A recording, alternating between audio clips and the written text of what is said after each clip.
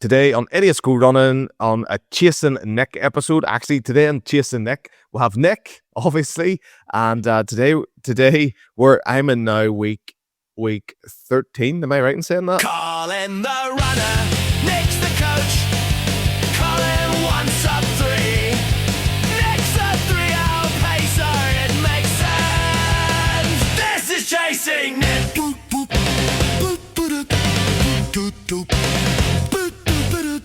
I think it's 13. Well, 13. there's not long to go. Let's put it that way. I think there's under 4 weeks to go, Nick. There is. Starting to feel a wee bit of pressure here for the Belfast Marathon. And anyone who's tuned in for the first time, I'm trying to hit sub 3, next to sub 3 pace, or sub 3 pacer, next to 3-hour pacer. And so that's what this episode's all about, trying to figure out, can I get close to sub 3? How fast can I get? But here, we'll wait and see. But today we're talking about speed work. Nick, tell us a wee bit. Should we start off with Nick? How are you feeling? Yeah, pretty good. So I'm 3 weeks post the 100k race.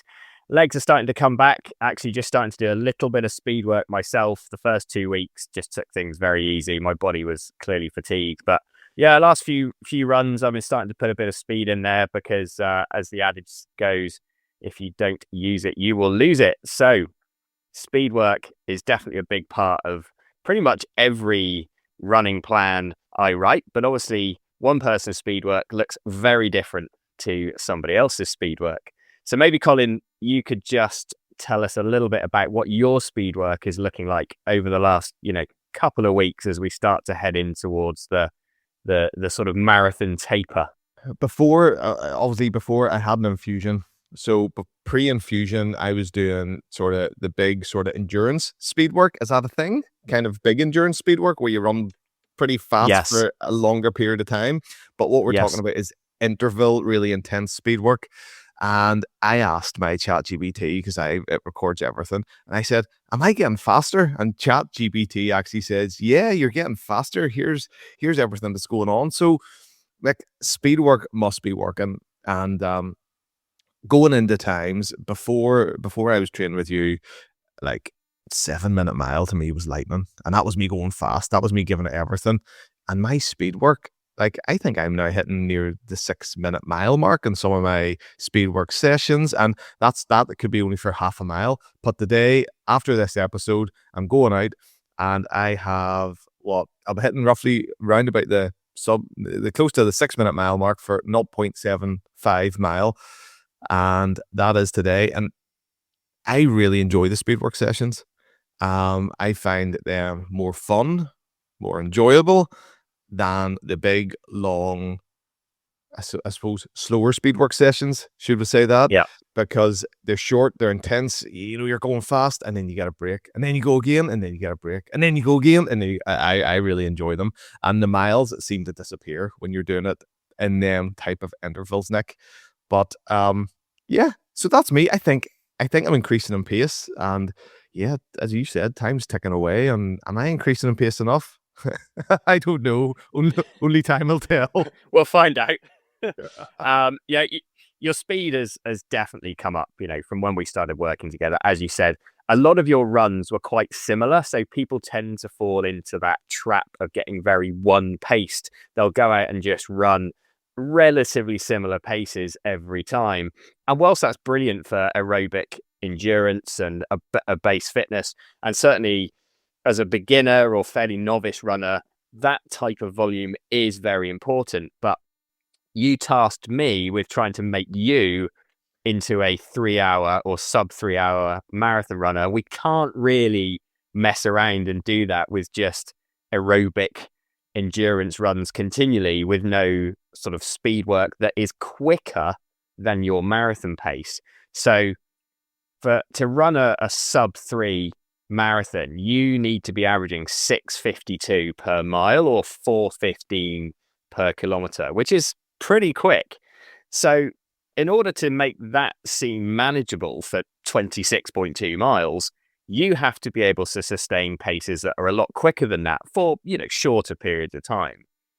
And you're absolutely right. That first phase of the marathon block was quite a lot of speed endurance work, which I agree. I am not a big fan of those, but it's sort of necessary. Those long threshold efforts, I would call them, They're horrible. around about. Yeah, they're horrible. They really are. Those are the ones that I tend to fail most at. I sort of go out at a pace that I think, well, can I hold this for 10K? And sometimes I don't. But you got to try. So yeah, those are that early phase of the marathon block to kind of push your speed endurance up, but they're quite damaging.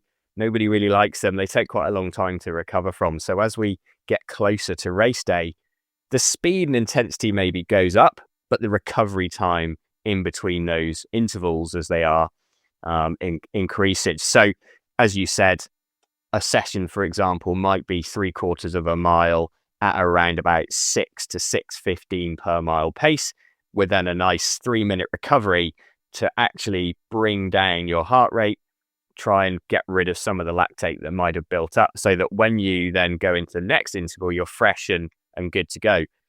And that way you can accumulate quite a lot of time. As you said, the miles really tick by.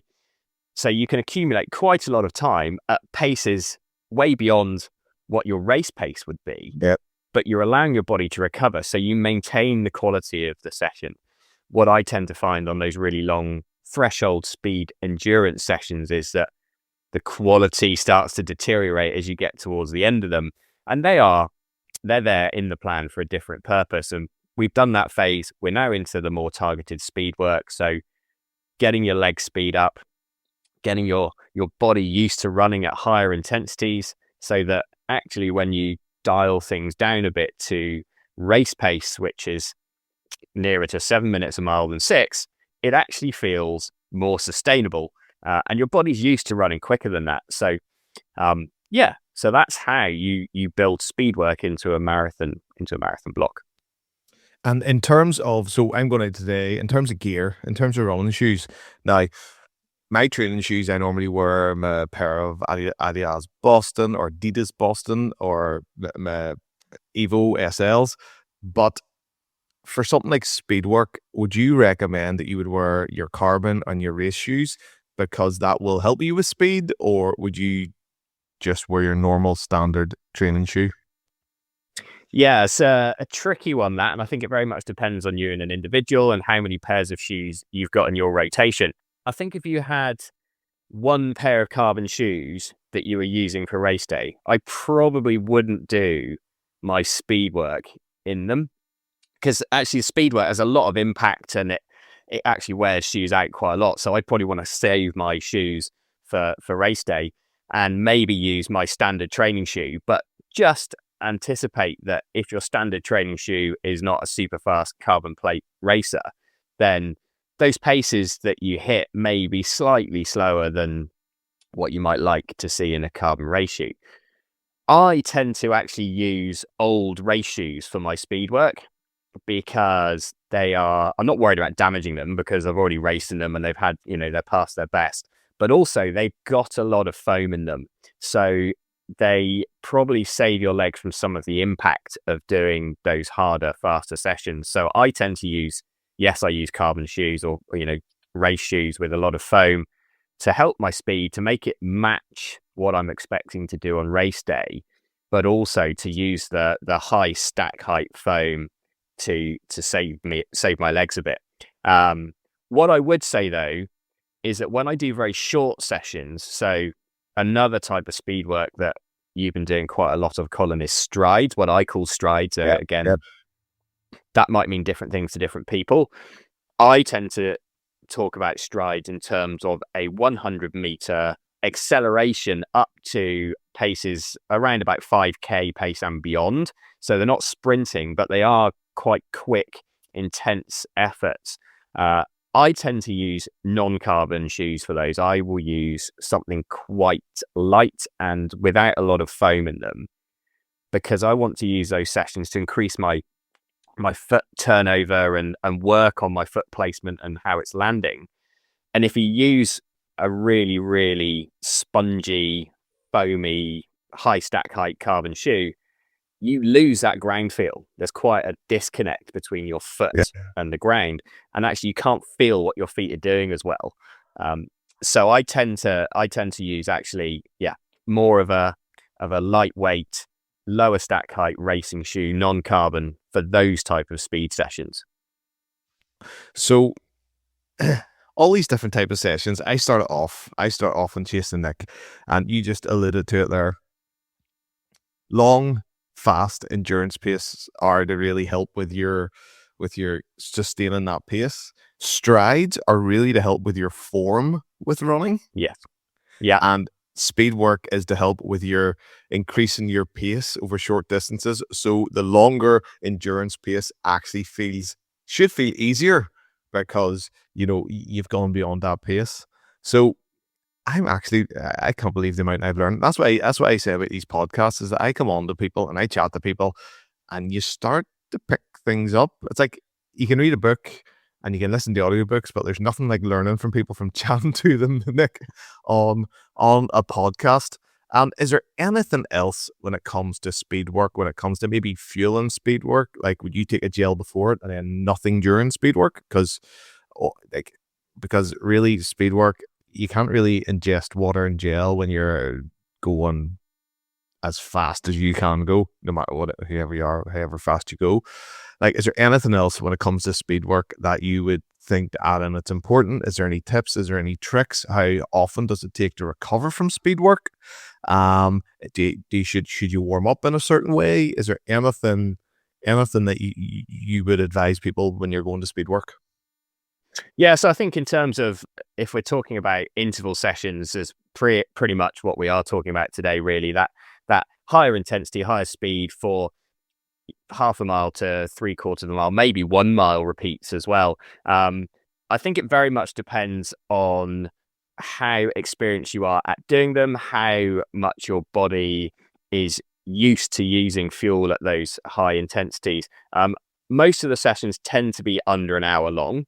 So most people should really be able to sustain quite high outputs without fueling necessarily during that session. However, I would say that if you're doing 5 times a mile, for example, that ends up being a pretty intense session for quite a long period of time, and you could start to see the quality of your session drop if you didn't fuel something like that. So yes, I will tend to do mine without taking on any fuel, but I think if I'd started to extend, and if I did the maths and saw that my cumulative time at pace was getting over 35 to 40 minutes, so say you're doing 5 times a mile and your fast pace was 8 minutes a mile, then that's 5 times 8, you're looking at 40 minutes by the time you got to the end of that session. I probably would take a gel before doing that, because otherwise you risk losing the quality of the session. So it's never going to be a problem to fuel. There's very few reasons not to fuel before a session like that. I just find that I'm experienced at doing them. I know what my body will handle. And so personally, I tend not to, but I do think if you are finding yourself running low on energy towards the end of a session, then, it's all an experiment. Maybe next time, take a gel beforehand. Warm up, yes, 100%. You can't just go out the door and do intervals and speed work. I will tend to build in a 2 to 3 mile warm up, something like that, depending on available time. So just fairly easy running to get the blood flowing and mobilize yourself. And maybe if I'm doing a really hard set of intervals, I might even do some strides beforehand just to really activate my legs. But most of the time, I'll just go straight into the intervals after a warm up, because most of the time they're around a pace that isn't super hard. It's going to be it's probably going to be around about 5k to 10k pace, so much quicker than marathon pace, but it's not so intense that I'm worried about pinging hamstrings and things like that. So yes, warm up's critical, and a warm down. I tend to do a little 1 to 2 mile just easy jog after an interval session. Nick, I think we might have only one episode left in us here before the big day. What can I expect to come next, roughly? So we've got speed work, and then I suppose I think the next one has to be on Andrew's reverse taper, which is actually a normal taper. Yeah, definitely the taper. The taper is incoming, and you have to everyone does their tapers differently, but you have to keep running, in my view, especially if you're a 3-hour marathoner. If you're a 3-hour marathoner, you're not somebody who's new to this game. So you can run a bit. So you have to keep the legs activated. It's all about keeping that quality session in there, but without fatiguing the body. So intensity actually will probably stay to a large degree, but volume will come backwards. And certainly total weekly mileage will come back, as will the long runs. Those need to be dialed back as well. You don't want to be doing huge long runs in the lead into the race, because you just won't be recovered by the time race day comes around. But we can get more into that next time. One thing I should point out is that when you were talking about your infusion, Colin, you're not Lance Armstrong. You weren't going for an infusion of your own blood or EPO or something else like that. Maybe just quickly tell anyone who's new to this quite what the infusion was. So the infusion was, so anyone who's listening, first time listener, I've got multiple sclerosis. So that's what makes this, I suppose, this 3-hour marathon, I suppose, quite special for me, Nick. Whereas before I was diagnosed, I didn't run at all. And now we're sitting 9 years into an MS diagnosis, trying to hit sub 3 hours. So for me it is a big thing. If I hit 3 hours, if I miss it, Nick, it's not the end of the world. The MS infusion is a drug called Ocrevus or ocrelizumab. So you start off, you go in every 6 months, and you get an infusion in your arm. You get a big bag of steroids, which I kind of sent you a text. I said, hope these steroids are the ones that makes you strong and makes you fit and makes you fast. You know, the nice illegal ones. Wrong type. Well, these ones are still illegal, but yeah, they work on different things. Anyway, I think the basic principle is it. You're saying if I won the Belfast Marathon, I'm not going to say I'm going to win it. Do you reckon I would pass the drug test? No.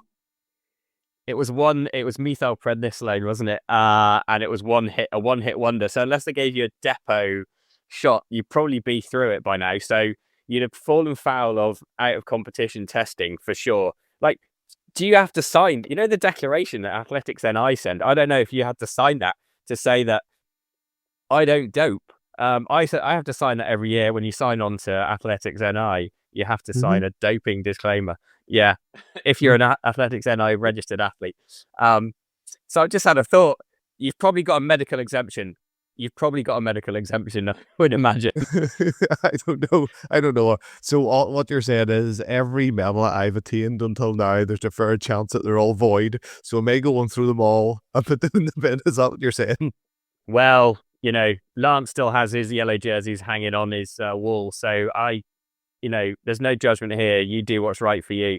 But anyway, the infusion, it knocked your training back for a bit. So we had to dial it back in. And this is all about being specific to you as an athlete, you as an individual. So my experience, we'll get back to the serious point. I can run after an infusion. It's no issue. I've did a marathon 6 days after infusion. It was hard, but I choose not to because I don't have to. So it's really me being sensible with my body, allowing all that drugs to settle, allowing my body to get over the shock of having all this other stuff floating about. So that's why I don't run. It's not that I can't run. It's not that it's an effect of the infusion. Just if anybody's wondering, it's actually just I choose not to. But yes, that certainly knocks a week, maybe 2 weeks of decent training away. And yeah, that's the infusion. It's one of those things. It's one of those things you have to work around, and that's why I let you know well in advance of when the infusion would come on, so you could build on that. And that's what we did. We actually put a few speed sessions in before the infusion because we knew you were going to get that recovery. So we sort of used it to our advantage in a way. But anyway, yeah, so a nice speed session for you today. And next time we can chat about how that went and how the taper's going. Taper and the big day. But Nick, thank you so much for coming on and chatting to me on this beautiful, sunny but cold day in Belfast. And yeah, I'll see you in 3 weeks. I'll be chasing you in 3 weeks, Nick. Until the next episode, we'll see you then. See you later. Colin the runner, Nick's the coach. Colin wants up 3. Nick's a 3-hour pacer, it makes sense. This is chasing Nick.